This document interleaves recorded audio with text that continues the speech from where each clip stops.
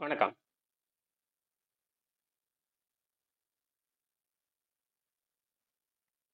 எப்பொருள் யாரவர் கேட்பினும் அப்பொருள் மெய்ப்பொருள் காண்பது அறிவு. எப்பொருள் எத்தன்மையாயினும் அப்பொருள் மெய்ப்பொருள் காண்பது அறிவு.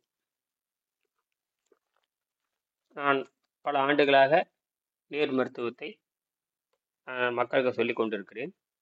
இன்றைய தலைப்பு நான் இந்த வெரிகோஸ் வெயின் அப்படிங்கிற அது பெரிய விஷயமே இல்லை. அந்த வெரிகோஸ் வெயின் அப்படிங்கிறது பெரிய விஷயமே கிடையாது.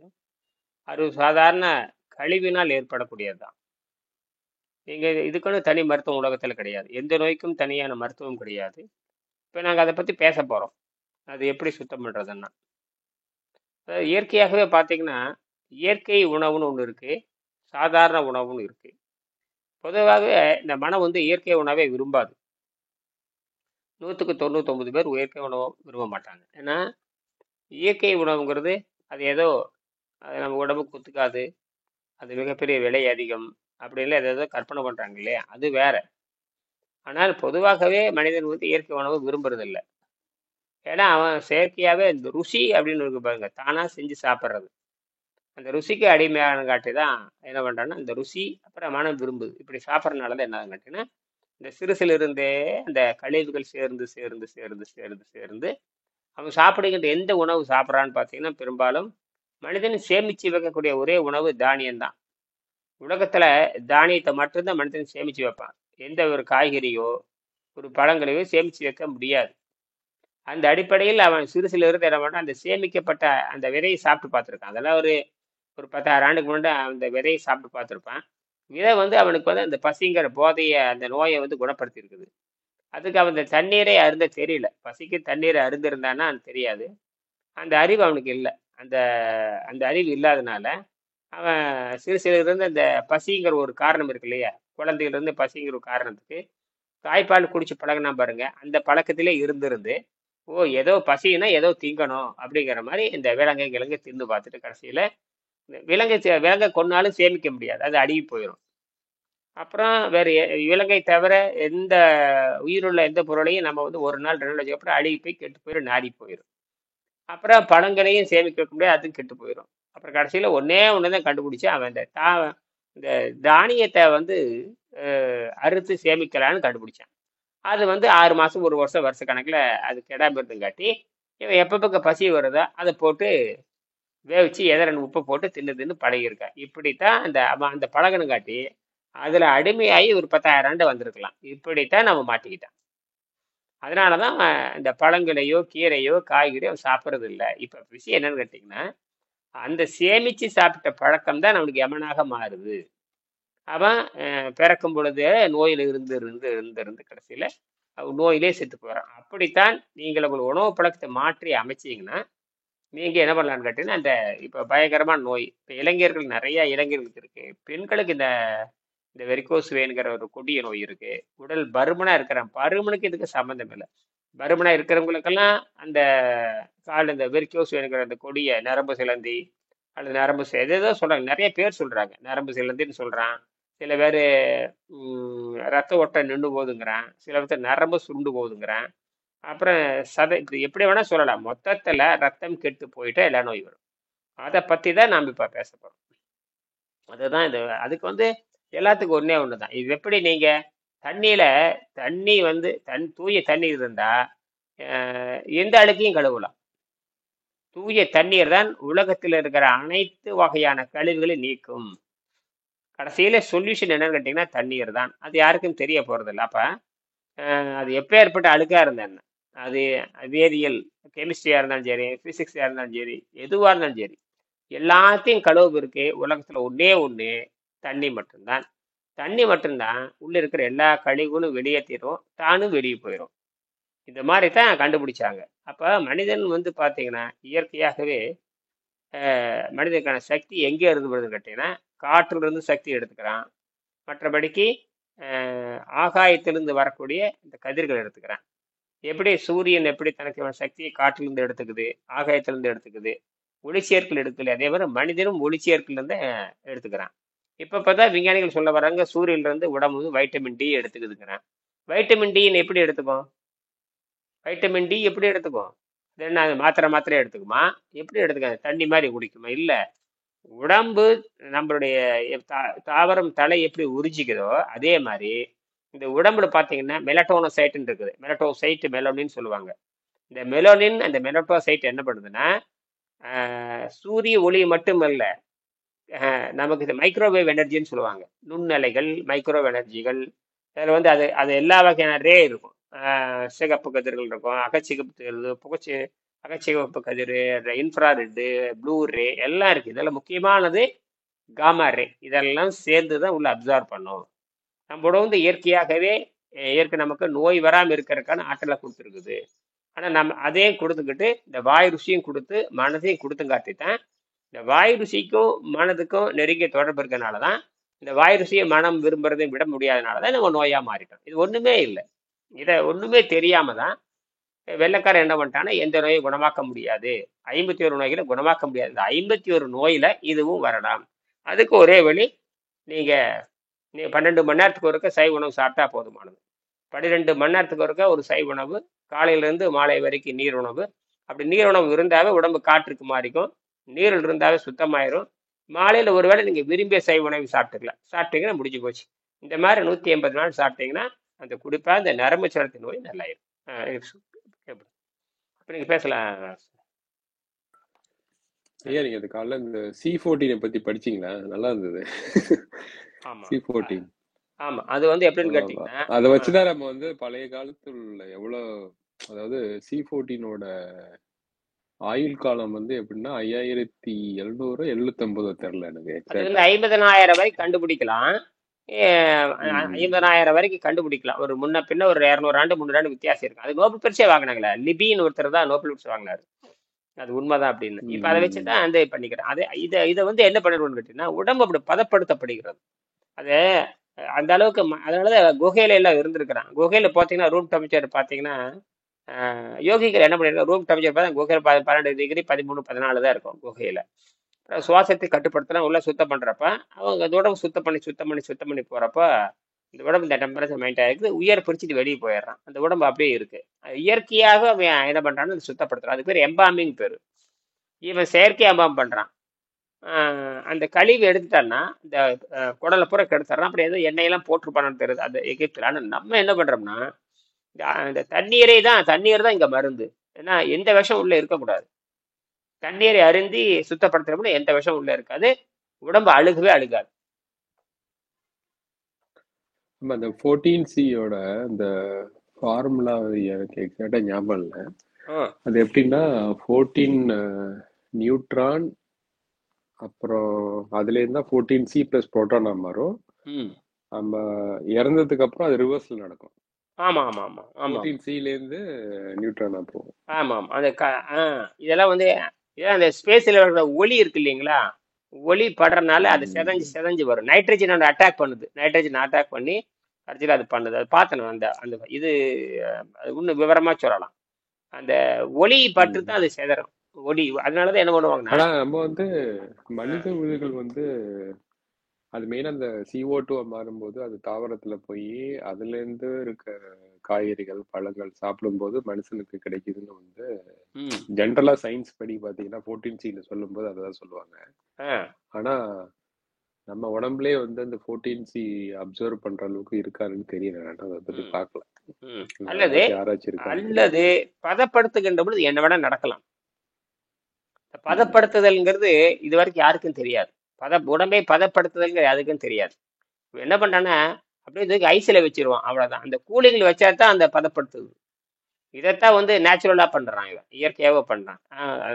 பிரமிடல் படம் உடம்பு கொண்டு எங்க இருக்கான்னு பாத்தீங்கன்னா பிரமிடுக்குள்ள பார்த்தா நல்ல சில்லுன்னு தான் இருக்கு. கிட்டத்தட்ட பார்த்தா 12 டிகிரி 13 டிகிரி தான் இருக்கும்னு நினைக்கிறேன் பிரமிடு. அது எவ்வளவு உயரம். இந்த கூம்பு பாருங்க எவ்வளவு பெரிய கூம்பு. இந்த கூம்பு எவ்வளவு டன்னு, எவ்வளவு நீள 1 கிலோமீட்டர் அகலத்துக்கு அகலம் வச்சிருக்கிறேன். அது எவ்வளவு எத்தனையோ அடி இருக்கு நீளம், எத்தனையோ டன். அதுக்கு நடுவுல கொண்டு வச்சு எவ்வளவு சில்னஸ் இருக்கும் உள்ள. அப்ப உயரம் என்ன, சூரிய ஒளியே சூரிய ஒளி என்ன அடிச்சாலும் அந்த அந்த கூம்பு வச்சுட்டா வெப்பம் கீழே வராது. அதெல்லாம் பார்த்துருக்காங்க. வெப்பத்தை பார்த்துட்டு அப்போ ஒரு குறைந்தபட்ச வெப்பத்துல உடலையும் கழிவு எடுத்துடுறான். இப்ப அதை பதப்படுத்துற முறை தானே. நீங்க வந்து மீனுடைய குடலை எடுத்துக்கிட்டு வெயில்ல காய் வச்சிட்டீங்கன்னா 10 நாள்ல காஞ்சு போயிடும். அப்படியே டப்பா உப்பு போட்டு காய வச்சிட்டீங்கன்னா அப்படியே கிடக்கும். அது ப்ரெசர்வேஷன் மாதிரி தான் அது. அதே உடம்பு தான் மம்மிஸ்க்கும் பண்ணுவாங்க. அந்த மம்மி பண்றது அதே தான் பண்ணுவாங்க நினைக்கிறேன். நம்ம உடம்பு அதனால தான் நம்ம உடம்பு வந்து நேச்சுரலாக பண்ணிடலாம். அதனால தான் உடம்பு நோய் நல்லா ஆகுது. குடல்ல அழுக்கலைன்னா ஒன்றுமே இல்லைங்க. ஏன் குடல்ல கழிவுலைன்னு சாவே வராது, நோவும் வராது. நின்று போச்சுங்க. நீங்கள் குடலை சுத்தம் பண்ணுற விட மாட்டேங்கிறீங்கல்ல. மனம் உண்ட பூந்துக்க முடியல. நீங்கள் கீரையை வச்சே வெறும் கீரையும் தண்ணி செலவே இல்லாமல் வாழலாம். 1000 120 ஆண்டுக்கு 10 பைசா செலவெல்லாம் வாழலாம். குழந்தையும் பெற்றுக்கலாம். நான் இதில் குழந்தையும் பெற்றுக்கிட்டேன். 100 வயசானாலும் உடல் உறவு பண்ணாலும் குழந்தை பெற்றுக்கலாம். அதையும் பார்த்தாச்சு அதெல்லாம். இதில் அதனால தான் இது இது புரியல. இவருக்கு என்ன பயம் வந்துடும்னா, சாப்பிடலன்னு உடல் உறவு கொள்ள முடியாது. அது ஒரு தப்பான கணக்கு போயிட்டு இருக்கு. அவன் தப்பாக புரிஞ்சுக்க. உடல் உறவுன்னு என்னன்னே இந்த காட்டு பிராணி உடல் உறவு என்னன்னே இவனுக்கு தெரியாது. சாராயம் குடிச்சு போட்டு உடல் உறவு கொள்றவங்க தான் நிறைய பேர் இருக்கிறான். என்ன பண்ணி தொலைகிறது? அமெரிக்காவில் சாராயம் குடிக்காம எவன் இருக்கிறான்? ரெண்டாவது, அமெரிக்காவில் ஐரோப்பா நாடுகள் பூரா போதைப் பொருள் வச்சுட்டு தான் உடல் உறவு கொள்றாங்க. ட்ரக்கு, பெண்களும் ட்ரக்கு, ஆண்களும் ட்ரக்கு. ஆணும் பெண்ணு ரெண்டு பேரும் சம ட்ரக். நீங்க பாருங்க, ட்ரக் இல்லாம யாருமே இருக்க மாட்டாங்க. எந்த பெண்களும் ட்ரக் இல்லாம இருக்க மாட்டாங்க. டேப்லெட் இல்லாம யார் இருக்கிறாங்க ஸ்வீடன் நாட்டுல? மெடிசின் இல்லாம யாரும் இருக்க மாட்டாங்க. மெடிசின் இல்லாம கண்ணாடி படம் யார் இருக்கிறாங்க? எல்லாம் கண்ணாடி போய் கிளண்டு போய் லொலதான் இருப்பேன். எவனு 65 வயசு எவன் நடந்துட்டு இருக்கிறான்? 65 வயசுல ஒருத்தர் எல்லாம் ஆஸ்பத்திரி பேஷண்டா தான் இருப்பானுங்க. ஒருத்தன் கூட ஆரோக்கியமா இருக்க முடியும். பூரா திங்கிறது ஒரு மாட்டு இறைச்சி தானே. ஸ்வீடன்ல என்ன சாப்பிட்றாங்க? ஸ்வீடன் விட்டுருங்க, இங்கே அது எல்லா நாட்டிலையும் இறைச்சி சாப்பிடாத எவனும் கிடையாதுங்க. இறைச்சியோட வடிவம் பேரு தான் வேற வேறையா இருக்கு. மாட்டு இறைச்சி, பன்னி இறைச்சி, அந்த இறைச்சி, இந்த இறைச்சி, மீன் இறைச்சி, எல்லாம் இறைச்சி திங்கிறவன் தான். அதை போலதான் அது. அவனால எவனாலையும் சுத்தப்படுத்த முடியாது. கடுமையான விதி. அதாவது நீங்க மனதை திருப்பணுங்கிற சாதம் நீங்க கொண்டு இல்லைங்க. 10 நாளைக்கு நீங்க வந்து தண்ணீரும் காய்கறி சாப்பிடுங்க, மனம் அப்படி படாது பாடுபடும். ஏன்னா உடம்பை பத்தி அவனுக்கு அக்கறை கிடையாது. உடம்பை பத்தி எவனுக்கு அக்கறை கிடையாது. அவன் அந்த உடம்பே வந்து என்னன்னா நுகர்வு பொருளா அவன் பாக்குறான். உடம்பையே நுகர்வு பொருளா பாக்குறான். இந்த மனம் பாடுபடுன்னா என்ன சொல்ல வரீங்க? மனம் வந்து திரும்ப சாப்பிடும் சொல்லுமா, இல்ல எப்படி ஆமா, அந்த சொல்ல நுகர்வு வரீங்க? கலாச்சாரம் போய் நிக்க அவனை வந்து விபச்சாரத்துக்கு தான் போக வைக்கும். மனம் வந்து ஒரு விபச்சாரம் தான் பண்ணும். மனம் விபச்சாரம் பண்ணி அவனை சாகடிக்கிறதுக்கு முயற்சி பண்ணும். தின்னு போட்டு செத்து போங்கிற விஷயத்தை அவன் சொல்லி கொடுத்துறான். தின்னு போட்டு செத்து போ, அப்படித்தான் எல்லாரும் சொல்லுவாங்க. தின்னு போட்டு செத்து போங்கிறது இந்த அந்த இந்தியாவில். பதிவுகள் எல்லாமே வந்து அந்த பதிவுகள் எல்லாமே வந்து நம்ம டிஎன்ஏ லெவல்ல இருக்குங்கிறீங்க இல்லையா? ஆமா ஆமா, தின்னு போட்டு செத்து போறேங்கிறத சொல்லுவாங்க. தின்னு போட்டு நோய் வந்து கூடல நான் சொல்லுவேன். தின்னு வந்து நோய் வந்து சாவேன்னு சொல்லி பார்க்கலாம், சொல்ல மாட்டானுங்க. தின்னு போட்டு செத்து போயிடுவேன். அது என்ன தின்னு போட்டு எப்படி? தின்னு போட்டு எப்படி அப்ப தின்னா சாவு வருதுன்னு தெரியுது இல்ல? இருக்கிறவருக்கு இருப்பேன், தின்னுட்டு சாவோம் அப்படிங்கிற ஒரு செய்தி இருக்கதான் செய்யுது. அப்ப இருக்கிற வரைக்கும் இருப்போம், தின்னு போட்டு நோய் வந்து சாவேன்னு சொல்லுங்களேன். அப்ப நோய் வந்து சாவேன்னு சொல்ல மாட்டானுங்க. ஏன் நோய் வந்து சும்மா எப்படி சாவே? நோவு வந்து தானே சாவே, துடிதுடுத்து தானே சாவே. அப்ப இது எங்க போய் நிக்குது பாருங்க. அது மட்டும் இல்ல, உற்பத்தி பண்ணி தான் சாப்பிடணும். உற்பத்தி பண்ணி சாப்பிடறதே கிடையாது. யாருக்கும் விவசாயமே தெரியாதுங்க. ஏன் விவசாயம் தயாரு? யாருக்கும் விவசாயம் தெரியாது. விவசாயம் செய்யவும் மாட்டாங்க, செய்யவும் முடியாது. என்ன விவசாயம் செய்யற எண்ணம் வந்து ரத்தத்திலே கிடையாது, மரபணுவிலே கிடையாது. அது தொழிலா கொண்டு வந்திருப்பானே தவிர, நம்ம நாட்டுல வந்து விவசாயம் என்பது உயிர்களை காப்பாற்றுவதற்கு தான். அவன் வந்து வியாபாரத்துக்கு கொண்டு போவான். நாம வந்து உயிர்களை காப்பாற்றுவதற்காக, குறிப்பாக குழந்தைகளை காப்பாற்றுவதற்கு தான் இந்த தமிழர் நாகரிகம் கண்டுபிடிச்சாங்க. குழந்தைகளை காப்பாற்ற வேண்டும் என்பதற்காக தான். அதுக்காக தான் வந்து திருவள்ளுவர் வந்து என்ன பண்ணியிருக்காருன்னா, வான் சிறப்பை முதல்ல எழுதியிருக்காரு, 2வது அதிகாரத்தில் எழுதியிருக்காரு. பின்னின்று வைப்பின் விருநீர் வியன் உலகத்து உள்ளென்று உருட்டும் பசி வானென்று உலகம் வழங்கு வரலால் தான் அமர்ந்து மின்னுணர பாற்று விண்ணின்று பொய்ப்பின் விருநீர் வியன் உலகத்து உள்ளென்று உடற்றும் பசி. இதெல்லாம் அதுல எழுதியிருப்பாரு. தானம் தவம் இரண்டும் தங்கா வியன் உலகம் வானம் வழங்காதனின் அதுலயே எழுதியிருப்பாரு. இதுல என்னன்னு கேட்டீங்க, தவமே எழுதியிருப்பார். தானம் தவம் இரண்டும் தங்கா வியன் உலகம் வானம் வழங்காதனின். தவம்னா பசி தாக்கத்தை அடக்குறது தவம். அப்ப இங்க வந்து பசி தாக்கத்தை அடக்கிறதுக்கு தவத்தை கொண்டு வருவார். உற்ற நோயில் ஒன்றால் உயிருக்கு ஊர்கன் செய்யாம அற்றே தவத்திற்கு குரு. தவம் என்று சொன்னாலே பிறவி நோயை வெல்லுவது தவம். அப்ப அங்க தானம் தவம் இரண்டு வருவார். இங்க தவத்துக்கு வந்து நீரை மருந்தாக கருதுன்னு சொன்னவர் திருவள்ளுவர் தான். இவர் தான் தெளிவா எழுதினார். திருவள்ளுவர் வந்து பரிந்துரைக்கிறாரே தவிர இவர் கண்டுபிடிச்சது கிடையாது. மறக்காம சேர்த்திடுறாரு. அதாவது காலங்காலமா இருந்த சித்தர்கள் கொள்கையிலிருந்து கண்டுபிடிச்சு பரிணாம அறிவியல்வாதி. ஏன்னா ஜீரணீருங்கிறது நமக்கு வேண்டப்படாத ஒரு பொருள், அல்லது அமைதி அடைச்சிய வேண்டிய பொருள். ஒரு குறிப்பிட்ட கட்டத்துக்கு நான் அமைதி அடைச்சேன். அதனாலதான் பிறந்த பொழுது ஏற்கனவே கொடுத்துட்டு இந்த 15 வயசு வருகின்ற பொழுது அவனை வந்து அவனுக்கு நீரிணவும் இருக்கும், காற்றினாவும் மாறிக்கணும். 15 வயசு வரைக்கும் அகத்தூய்மை, 15 வயசு வரைக்கும் அகத்தூய்மை. அதுக்கப்புறம் நீருக்கும் காற்றுக்கும் அவன் மாறிடணும். மாறினா அவனுக்கு மரணம் கிடையாது. இது இயற்கை. இந்த கல்வி முறை நமக்கு தேவை. மற்ற எல்லா கல்வி முறை இந்த கல்வி அதுக்கப்புறம் விண்வெளியில் போய் குடியேற கல்வி. அங்கே போய் ஸ்பேஸ் காலனி, ஸ்பேஸ் காலனி, அப்புறம் காலனி வைக்கலாம். அப்புறம் space energy development, space energy development, space travel, இது மாதிரி மினரல்ஸ் எடுக்கிறது எல்லாமே எடுக்கலாம். அங்கே போய் எனர்ஜி எடுத்தாகணும். அங்கே போய் வீடுக்கு மெட்டல்ஸ் எடுக்கலாம், ஃபேக்டரி வைக்கலாம், ஸ்பேஸில் ஃபேக்டரி வைக்கலாம். ஸ்பேஸில் எல்லாம் கண்டுபிடிச்சிட்டானுங்களே இப்போ. விண்வெளியில் தாவரம் முளைக்குதுன்னு கண்டுபிடிச்சிட்டானே. விண்வெளி தாவரம், சோளங்கீலம் எல்லாமே விளையுதே விண்வெளியில். லேபில் ஆய்வகத்தில் கண்டுபிடிச்சிட்டானு இல்லையா? இடம் வந்து நம்ம செயற்கை உருவாக்கிக்கலாம். இடத்த வந்து செயற்கை பெல்ட் இருக்குல்ல, கல் 10 கிலோமீட்டர், 5 கிலோமீட்டர், 7 கிலோமீட்டர் கல்லெல்லாம் இருக்குல்ல, அஸ்டேட் பெல்ட். அதுல எல்லாமே விவசாயம் பண்ணிக்கலாம். போட்டு டூம் பண்ணிக்கலாம். டூம் பண்ணிட்டோம்னா ரேடியேஷன் வந்து மேலே வராது. ஆர்டிஃபிஷியல் எல்லாம் உற்பத்தி பண்ணிடலாம். 4 தத்துவத்தை 5 தத்துவத்தை கொண்டு வந்துடலாம். அதாவது நீர், நெருப்பு, நெருப்பையும் கொண்டு வந்துடலாம், நீரையும் கொண்டு வந்துடலாம், அப்புறம் வந்து காற்றையும் கொண்டு வந்துடலாம், எல்லாத்தையும் கொண்டு வந்துடலாம். ஏன்னா விண்வெளியில் வந்து 4 கிடையாது இல்ல, நீர், நெருப்பு, காற்று, மண், 4 கிடையாது இல்லையா? நம்ம ஆனா விண்வெளி அந்த பிளானட்ல இருக்கிறத நம்ம பயன்படுத்திக்கலாம். சந்திரன் மண்ணிலேயே சந்திரன் மண்ணவே நம்ம என்ன பண்ணிக்கலாம், அறுவடை பண்ணி பிளான் பண்ணி சந்திர மண்ணை எடுத்து போட்டு நீங்க என்ன பண்ணிக்கலாம், கீரை சந்திர மண்ணில் கீரை விளையுதுன்னு கண்டுபிடிச்சிட்டானே. ஒரு 300 கிலோ சந்திரன்ல இருந்து மண்ணு கொண்டு வந்து சமீபத்தில் நாசா விஞ்ஞானிகள் கண்டுபிடிச்சாங்க. அதையே அதெல்லாம் டெவலப் பண்ணிக்கலாம். ஒண்ணுமே இல்லை, எல்லாம் ஆர்டிபிஷியலா கொண்டு வந்துடலாம். எல்லாமே சாத்தியம். ஹைட்ரஜன் வேற இருக்கு. ஹைட்ரஜன் மாலிக்கும் சும்மா நிறைஞ்சு கிடக்குது. 4%, 5% ஹைட்ரஜன் மாலிக் சாதாரண விஷயமா? அந்த மாலிக்குள் போதும். அதுக்கு வந்து கம்ப்ரஸர் வச்சு உறிஞ்சி எடுத்துடலாம். எல்லாமே சாத்தியம் தாங்க. ஆனா இந்த எனர்ஜி அங்க போக்கணும். எனர்ஜி வந்து நம்ம நானோ டெக்னாலஜி புரிஞ்சிட்டோம்னா நம்ம விண்வெளியில எல்லாமே சாத்தியம்தான், பயப்படவே தேவையில்லை. ஆனா ஹியூமன் ரோபோட் மாதிரி போகணும். இப்ப ஏஐ ரோபோட் போற மாதிரி ஹியூமன் ரோபோட் போகிறான். ஹியூமன் ரோபோட் வந்து காஸ்மிக்கல், அவன் பேட்டரியில இயங்குவான், நம்ம காஸ்மிக்கல் இயங்குவோம். ரெண்டும் ஒண்ணுதான். மனிதன் போகாம எது நடக்காதுங்க. மனிதன் இவன் என்ன கரடி உத்தாடும், நிரந்தரமா தங்கினா மட்டும்தான் கண்டுபிடிக்க முடியும். போயிட்டு வந்துட்டு யார் போவாங்க? யார் போக முடியும்? சாத்தியமே கிடையாது. அங்கே நிரந்தரமா தங்கி குடியேற்றம்ங்கிறது நிரந்தரமா தங்கி இனப்பெருக்கம் செஞ்சு விவசாயம் பண்ணி பூமியில என்னென்ன பண்றோமோ அதே மாதிரி எல்லாமே ஷூட்டு, எல்லாம் பாதுகாப்பட்ட வீடு கட்டி வாடுற மாதிரி எல்லாம். என்ன சொல்றீங்க, விண்வெளி வீடு, பாதுகாக்கப்பட்ட ரேடியேஷன் கொண்டு ஒரு வினாடி கூட விண்வெளியில் வாழ முடியாது. ஒரு வினாடி கூட வாழ முடியாது. பூமி உடம்பு உப்பி போயிடும், உப்பி டமாறு வெடிச்சிடும். வேக்கம் தான் அங்க டோட்டல் 100% வேக்கம். ஆனா வேக்கம் நமக்கு எனர்ஜியா மாறும். நமக்கு அங்க போனா நிறைய கண்டுபிடிக்கலாம். அங்க போயிட்டு ஜாதகமே அங்கதான் எழுதணும். அங்க பிறந்த அங்க போய் குழந்தை பெற்று அதுக்கு ஸ்பேஸ் இது வரைக்கும் யாரும் பண்ணல பாருங்க. அங்க இன்னும் குழந்தை யாரும் பெத்து காட்டல. ஏன்னா குழந்தை பெத்து காட்ட 1 வருஷம் இருக்கணும்.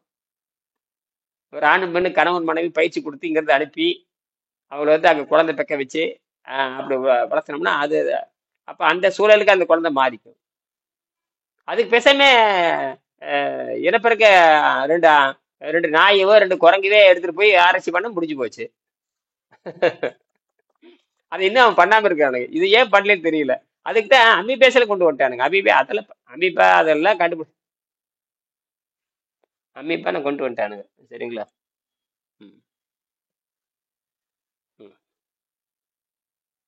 அதனால எல்லாமே சாத்தியம்தான். சரி, இப்ப நம்ம அது விண்வெளியிலிருந்து சக்தி வர்றது நம்ம எழுதியிருக்காரு.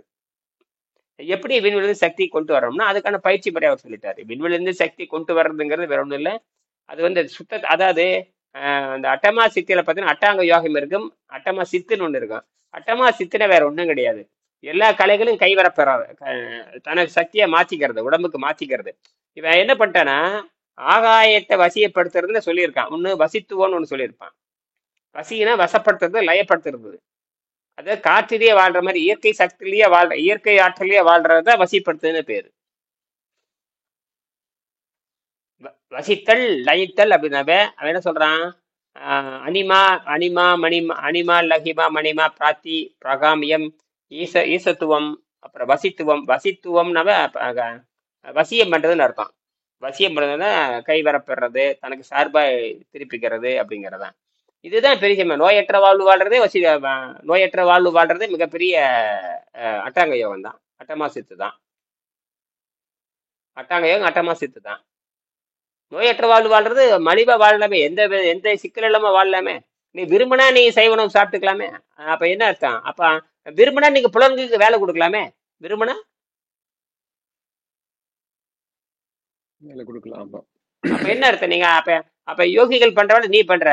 யோகிகளும் உடல் ஒரு உடல் வச்சுட்டு குழந்தை பெற்றுக்கிறேன். யோகியோட வேலை என்ன? குழந்தை பெற்று நல்ல குழந்தை பெற்று தர்றது யோகியோட வேலை. அதனாலதான் காமத்து பால் எழுதுனானுங்க. யோகி தாங்க உலகத்திலே காமத்து பால் எழுதுன யோகிகள் தானே. திருவள்ளுவர் காமத்து பால் எழுதினாரு. வாத்தியாசன் ஒருத்தர் வந்து அவரு சமஸ்கிருதத்துல காமத்து பால் எழுதினாரு. அது கொக்கோகம்னு ஒரு நூல் எழுதினாங்க. வீரபாண்டி அதி வீர அதிராம பாண்டியன்னு நினைக்கிறேன். வீரராம பாண்டியன் ஒருத்தர் ஒரு ஒரு கொக்கு ஓகம்னு எழுதினாரு. கொக்கு மாதிரி நின்று யோகம் செய்யறது, அது வந்து உடலுறவு கொள்கை தான் அதுவுமே. இதெல்லாம் இருந்தது அப்ப. அது ஒண்ணுமே கிடையாது அதெல்லாம். அது குழந்தைகள் நல்ல அறிவுள்ள குழந்தை பெற்றுக்கிறது தான், அதுல வேற ஒண்ணுமே இல்லை.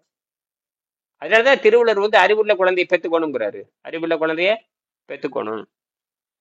அறிவுள்ள குழந்தை கொண்டு போய் அறிவாளிகள் எப்படி அறிவாளிகள் முன்னாடி நிறுத்தணுங்கிறான். அதான் அடிப்படைங்கிற. அதுவே இங்க இல்லையே. குழந்தை பெக்கணும், அது வளர்க்கணும், அது அறிவாளிகள் முன்னாடி நிறுத்தணுங்கிற. தந்தை மகர் காற்றும் நன்றி அவையத்து முந்தி ஈர்ப்பு செயல் சொல்றாரு இல்லையா? அது யாரு செய்யறாங்க? இங்க நம்மளத்தான் துரத்தி விட்டுறாங்களே, மாடு மாதிரி எங்கேயும் அனுப்பிச்சு விட்டுறாங்களே. அறிவாளிக்கு முன்னாடி நிறுத்துறது இல்லையே, அறிவாளி ஆக விடுறதே இல்லையே. விட நமக்கு தேவை ஒரு கலை வேணுங்க, அவ்வளவுதான். நம்ம ஆய கலைகள் 64, அட்டாங்க 8, அட்டமா சித்தி 8, மொத்தம் வந்து பாத்தீங்கன்னா 80 கலைகள் இருக்கு. இதுல இந்த கலையை கத்துக்கிட்டீங்கன்னா நோயற்ற வாழ்வு. நோயற்ற வாழ்வுங்கிறத உலகத்துல நோயற்ற வாழ்வு மிகப்பெரிய கலையே. இது ஒண்ணுதான் கடைசியா நமக்கு இருக்கிறது. மற்ற எல்லாமே அழிஞ்சு போச்சு. மேற்கு நாட்டத்தினால மேற்கு நாட்டு படையெடுப்பால் எல்லாம் அழிச்சாச்சு நாம. திருப்பி இது ஒண்ணே ஒண்ணு இந்த அடிப்படை. ஆஹ் அடுத்த அடுத்த படிநிலைக்கு இது மட்டும்தான், இதுதான் வந்து அடிப்படை. இது இல்லாம ஏன்னா அட்டாங்க யோகம் அழிஞ்சு போச்சு. அப்புறம் வந்து மையன் எழுது நமக்கு படம் 15,000 ஆண்டுக்கு முன்னாடி இருக்கிற எழுத்துல நம்ம புரிந்து கொள்ள முடியாது. அதெல்லாம் மிகப்பெரிய அறிவியல். வீடு கட்டி வாழ்றது. மையன் எழுதுனுடைய அந்த 5 வல்லமை புரிஞ்சு கொள்ள முடியாது. பிரணவ வேத்தை புரிந்து கொள்ள முடியாது. சித்திர எழுத்துக்களை புரிந்து கொள்ள முடியாது. இதெல்லாம் வந்துருச்சு இல்லையா? அவர் எழுதுறது 5 வல்லமை. அவர் கட்டட சாஸ்திரம், அப்புறம் வந்து மந்திர சாஸ்திரம், அப்புறம் வந்து வானியல் சாஸ்திரம், எல்லாமே அவரு தமிழர்களுடைய கண்டுபிடிப்பு. அதெல்லாம் தொகுத்து வழங்கப்படும். தமிழர்கள் கண்டுபிடிப்பு சாதாரண விஷயம் இல்லை. 15,000 ஆண்டுகள் அதை எழுதியிருக்காரு. இதெல்லாம் பண்ணித்தான் அவர் மேலே கொண்டு வந்திருக்காரு. அதனால ரொம்ப எளிமையானது. இந்த 4 இருக்குது பாருங்க, 171ஆம் பக்கம் தான். நாம் சாப்பிட்ற உணவு என்னவா மாறுது, அதை திருப்பி திருப்பி அது வந்து சாப்பிட்றோம். ஏன் பல்லு வளர்க்கணும் யாருமே கேள்வி கேட்கறது இல்லையா? நாம் ஏன் காலையில் எழுந்திரிச்சு பல்லு வளர்க்கணும்? ஒரு குழந்தைங்க பல்லு வளர்க்க சரி, ஒரு 16 வயசு பையன் எவனும் கேட்கறது ஏன் நாற்றம் அடிக்குது, ஏன் நம்ம பல்லு வளர்க்கணும், ஏன் நம்ம சுத்தமான உணவு தானே சாப்பிட்றோம்? கேட்ட சுத்தம்ங்கிறானே. சுத்தமான உணவு சாப்பிடுறவன் பேருக்கு வாய் சுத்தம். எந்த விலங்கும் பல்லு வளர்க்கறது இல்லை, நீ மட்டும் ஏன் சுத்தம் பண்ணணும்? அப்ப அந்த விலங்குகளுக்குள்ள எப்படி சுத்தமாகுது, இவனுக்கு ஏன் சுத்தமாகுதுன்னு நினைக்கலன்னா சொல்லிக் கொடுக்கல. அதனாலதான் இந்த கிருமி பரவுது எல்லாத்துக்கும். இப்ப ஏன் எல்லாம் சாகுறான்னு கேட்டீங்கன்னா, ஏன் இவன் கிருமி அவனுக்கு பரப்பிடுறான், அவன் கிருமி இவனுக்கு பரப்பி விட்டுறான். உள்ள கோடிக்கணக்கான, வாயில மட்டும் இல்ல கோடிக்கணக்கான கிருமி இருக்குது. இந்த கிருமி அவனுக்கு பரவி வருது. இதுல நமக்கு பரவாத, நமக்கு வரவே வராது. நம்ம சுத்தப்படுத்திடுறோமே, குடலை சுத்தப்படுத்திடுறோமே. பெருங்குடலை சுத்தம் பண்ணிட்டா நோய் வராதுங்க. பெருங்குடலை சுத்தம் பண்ணிட்டாவே இப்பதான் சொல்றானுங்க பெருங்குடல் மூளை ஒண்ணுங்கிறான். பெருங்குடல் சுத்தம் பண்ணா அது ரெண்டாவது. இப்பதான் சொல்றான் அது ஒரு மூளைங்கிறான். தெரியுது இல்ல இப்போ. இது வரைக்கும் இப்பதான் மூளை வந்து தான். அந்த ஆஹ் கட் ஹெல்த் அதுதான் வந்து இரண்டாவது மூளைங்கிறாங்க. வர்றீங்கல்ல இப்ப தெரியுது இல்ல. நேரடி தொடர்பு நேரடி தொடர்பு இருக்குன்னு சொல்றாங்க. அதான் நம்ம என்ன இது பண்றோமோ டைரக்டா நேரடி தொடர்பு இருக்குங்கிறாங்க மூளைக்கு. இப்பதானே கண்டுபிடிக்கிறீங்க. நாங்க இதுக்கு முன்னாடியே சொல்லிட்டோம்ல. குடலை உடலை, அதாவது குடலை கழிவு உயிரை உடனே எப்பவே 10,000 ஆண்டுக்கு முன்னே சொல்லியாச்சுங்க. அட்வான்ஸ்டு மெட்டீரியல் சயின்ஸுக்கு நம்மளுக்கு பூரா இந்த நாகரிகம், இந்த சித்தர் நாகரிகம் வருது. உலகத்துக்கு திறவுகோல் சித்தர் நாகரிகம் தான். அதைத்தான் நம்ம பேசிட்டு இருக்கிறோம். நீங்க பகுத்தறிவு பேசுறவன் பூரா சித்தர் நாகரிகத்தை படிக்கணும். அவன் சிம்பிள் லைஃபுங்க. அவன் எந்த கோடி எவன் அதை வச்சுட்டு தானே இயற்கையை ஒப்படைக்கிறான். உடம்ப வந்து திருப்பி இயற்கைக்கு ஒப்படைச்சிடறானா இல்லையா? என்ன ஒன்று செத்து போய் ஒப்படைக்கணும், அல்லது அஹ், உடம்பு பதப்படுத்தி ஒப்படைக்கணும். மனம்ங்கிறது light to material, material to light. அவ்வளவுதான். ஒரு சைக்கிள் மாதிரி. ஆமா, light to material, material to light. ம் என்ன இது நீள்வட்டம், வந்து நீள்வட்ட பாதையில போகுது, அவ்வளவுதான். ஆமா, அவ்வளவுதான். கரெக்ட். நீள்வட்ட பாதையில போகுது. அந்த நீள்வட்டில பாதும்போது நமக்கு அதுக்கு ஒரு யூனிவர்ஸும் ஒரு வட்டம் தான், எல்லாம் ஒரு வட்டம் தான். என்ன எம்டி ஸ்பேஸ், அதாவது இந்த எம்டி ஸ்பேஸ் மட்டும்தான் நீள்வட்ட இடமா நேர்கோட்டில் போமே தவிர, நாம் ஒரு ஒரு நீள்வட்ட பாதையில அதை பூமி விட்டு தப்பிச்சு போயிடுறோம், அவ்வளவுதான். பூமி விட்டு தப்பிச்சு போறோம்னா தப்பிச்சு போய் மற்ற கோள்களை குடியேறான், அது ஒண்ணு. அல்லது பூமியிலிருந்து எந்த உணவு எடுத்துக்காம நேரடியா பூமி மண்ணிலிருந்து வரக்கூடிய உணவை எடுத்துக்காம சுற்றுச்சூழல் இருக்கிறத பூரா எடுத்துக்கிற மாதிரி மாற்றி, காத்து இருந்து எடுத்துக்கிறது, நைட்ரஜன் இருந்து எடுத்துக்கிறது. நைட்ரஜன் புரோட்டீனாக மாறுதுங்கிறதா விஷயமே. தாவரம் நைட்ரஜன் புரோட்டீனா மாறுதுங்கிறான் இல்லையா, அதுதானே. ஆனால் இந்த உணவு சங்கிலி உடைக்கிறது இந்த பரிணாம அறிவியல் தான். பரிணாம அறிவியல் இந்த மனிதன் உணவு சங்கிலி உடைச்சு காட்டினவங்க. காட்டியாச்சு, உணவு உடைச்சு காட்டியாச்சு, நம்ம உடைச்சு காட்டியாச்சு. வெங்கடேசன் உடைச்சு காமிச்சிருக்காரு, நிரூபிச்சிருக்காரு. அப்புறம் நாசா விஞ்ஞானிக்கு நேரடியா 181 பக்கத்துல நாசா விஞ்ஞானி 20 வருஷம் கூட பண்ணாங்க. அதுக்கப்புறம் ஆராய்ச்சியில இறங்கவே இல்லை. அவன் தேடவே இல்லை, அவன் வரவே இல்லை. இப்ப நம்ம தான் இவ்வளவு யூடியூப்ல போடுறோம்ல, அவனுக்கு ஒண்ணு புரியாதான்னு தெரியல. யூடியூப், வாட்டர் டயட் என்னென்னமோ போடுறான். என்னடா இப்ப இருக்குதா, வந்து இறங்கணுமே இல்லையா? வந்துருவானுங்க.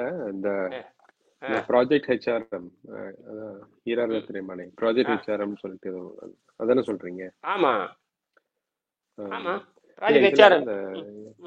180வது பக்கத்துல நம்ம விண்வெளி சக்தியும் காற்றிலும் வாழுதல் தலைப்புல இந்த முதல் பாயிண்ட்ல ஐயா சொல்றாங்கல்ல, உணவில்லாமல் வாழும் கலை யோக முறை என்ற புத்தகத்தின்படி ஒரு முறையாவது உள் சுத்தம் செய்து முடித்து நீர் உணவில் சில காலமாவது வாழ்ந்தவர்கள் மட்டுமே மேற்படி வகையில் வாழ முயற்சி செய்யலாம். சுத்தமான உடலுக்கு பசி தெரியாது அப்படிங்கிறப்ப இந்த இடத்துல வந்து உடல் சுத்தமாச்சுன்னா மனம் அடிபட்டு போயிருமா? அத ஆமா, இதான் அது ஸ்பேஸ் டைரி. இதுலதான் அந்த நாசா விஞ்ஞானிகள் பண்ணது ப்ராஜெக்ட் ஹெச்ஆர்எம். அது பேர் வந்து ஆமா. என்ன போட்டிருக்கேன்?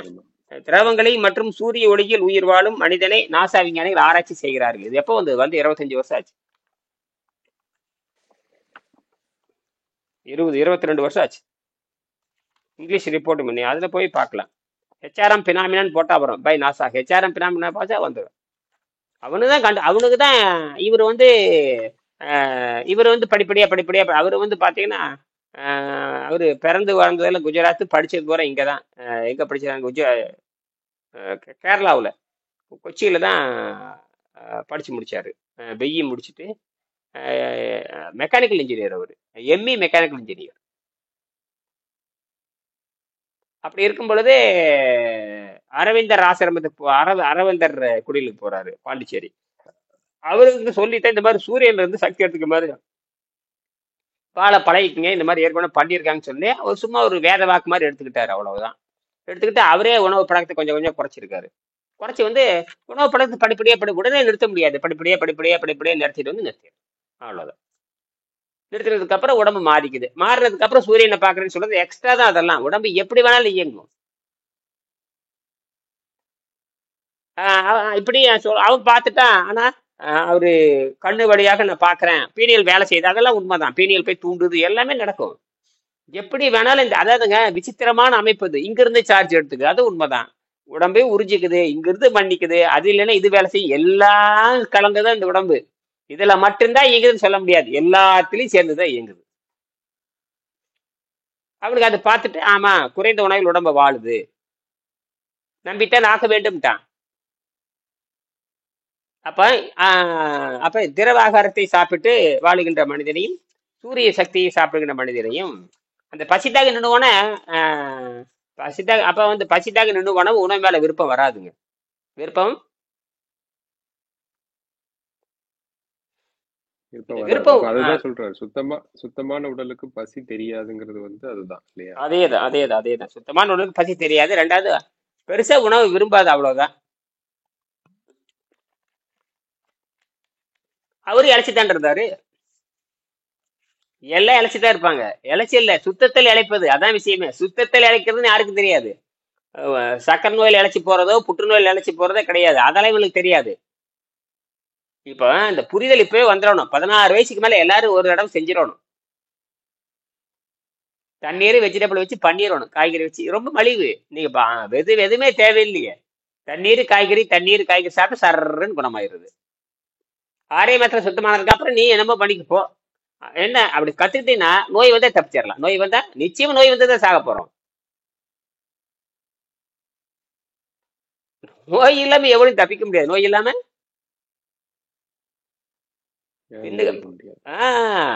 சாவு உறுதிப்படுத்ததே இல்லையா? சாவு பாருங்க கரெக்டா உறுதிப்படுத்தும். சாவுன்னு ஒண்ணு இருக்குல்ல, அது எப்படி வந்தாகணும்? அவன் சுத்தப்படுத்தினா சுத்தப்படுத்தல அப்படின்னா அவன் துடி எடுத்து சாகணும். சுத்தப்படுத்திட்டீங்கன்னா பதப்படுத்தப்பட்டு விருப்பத்துல உயர விடணும். கரெக்டா வந்துருச்சு அது. இன்னொன்னு இந்த அதே இதுல 2வது பாயிண்ட்ல சொல்லும்போது